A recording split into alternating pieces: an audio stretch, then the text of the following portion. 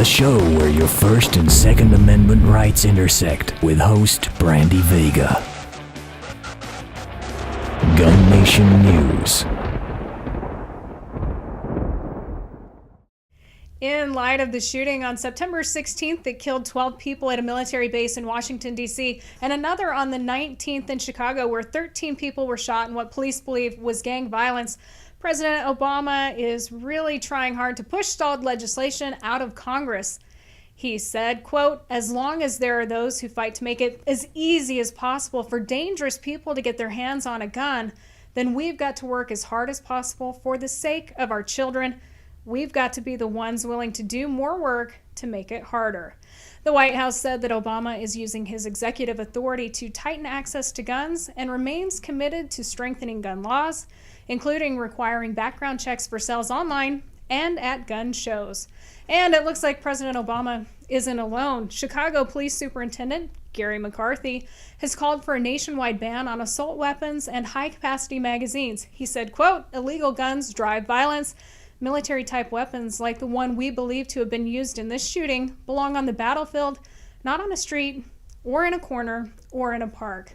Chicago was named the murder capital of the United States by the FBI just last week. Meanwhile, Wayne Lapierre, head of the National Rifle Association, said there weren't enough good guys with guns to confront the gunman who killed 12 people at the Washington Navy Yard.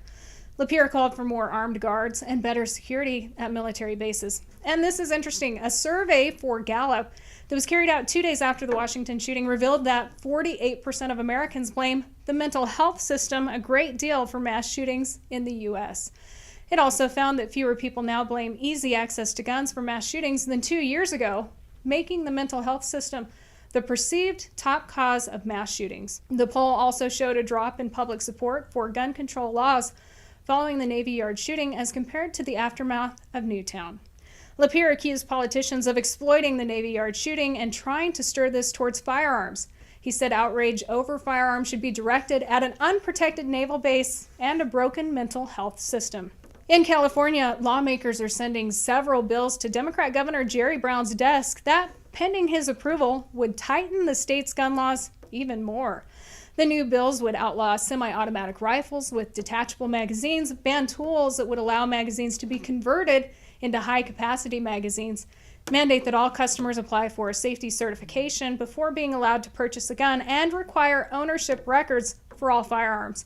But hey, it wasn't all bad news for California gun owners. State lawmakers rejected a bill that would have banned all magazines capable of holding 10 or more rounds.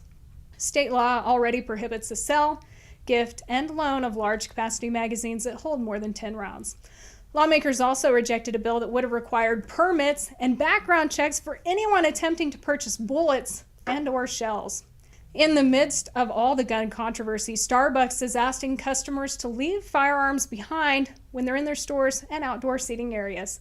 The policy change came this week. Howard Schultz, Starbucks CEO, says, quote, "Customers in many stores have been jarred and fairly uncomfortable to see guns in their stores, not understanding the issue and feeling that guns should not be part of the Starbucks experience, especially when small kids are around." Schultz says there are going to be people on both sides who will be disappointed or even angry, but they're making a decision they think is in the best interest of their customers, employees, and the company.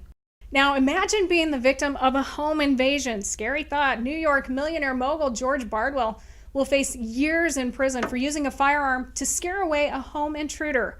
Bardwell claims he's been the victim of multiple burglaries because of his money.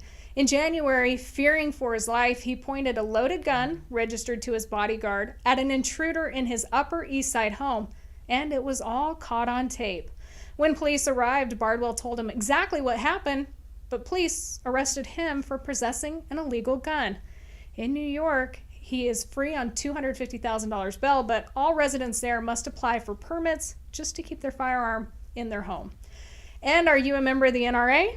Yeah, me too. If so, David Guth, he's an associate journalism professor at the University of Kansas, has a message for you and me too. He tweeted following the Navy Yard shooting that, quote, "The blood is on the hands of the NRA.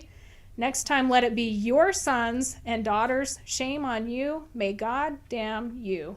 Guth has no remorse over what he wrote. When confronted and asked to take it back, he said, hell no, I don't regret that tweet, and I don't take it back one bit. We would love to hear from you. Visit us on Facebook at Gun Nation News. Subscribe to our YouTube page and bookmark gunnationnews.com. If you like what you see here, please be sure to share it with your family and friends. We will see you back here next week for the latest gun news. And if you have a story or information you'd like to pass along, shoot us an email at info@gunnationnews.com. Be safe out there.